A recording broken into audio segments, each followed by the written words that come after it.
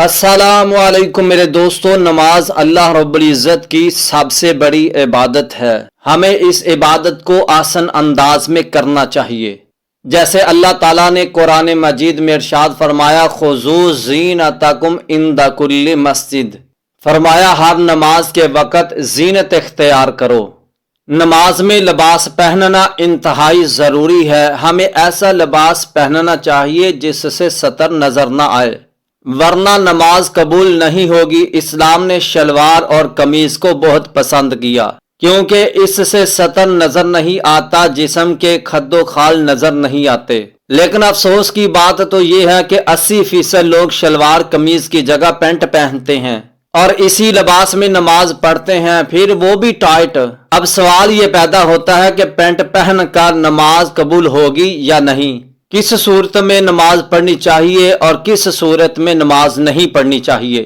سوال کا جواب دینے سے پہلے آپ سے ایک ریکویسٹ ہے کہ ہمارے اسلامی YouTube channel better life Islamic advice کو ضرور سبسکرائب کر دیں۔ معزز سامعین گرام، پینٹ پہننے والے کا جسم اس وقت واضح نظر آتا ہے جب اس نے ٹی شرٹ پہنی ہو۔ جب وہ رکوع سجود کرتا ہے تو وہ دیکھنے کے قابل نہیں رہتا۔ آئیے محدثین اعظام کی نظر سے دیکھتے ہیں کہ نماز ہوگی یا نہیں۔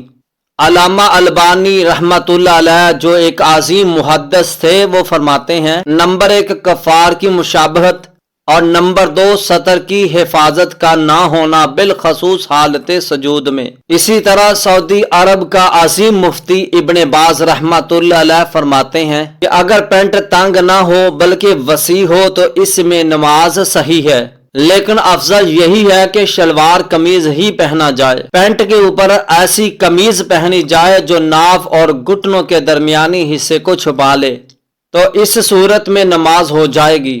میں امید کرتا ہوں کہ آپ کو سمجھ آ گئی ہوگی۔ اللہ ہمیں عمل کرنے کی توفیق عنایت فرمائے۔ ویڈیو پسند آئے تو کمنٹ کر کے ضرور بتانا اور ہماری ویڈیو پر لائک ضرور کر دینا۔ شکریہ۔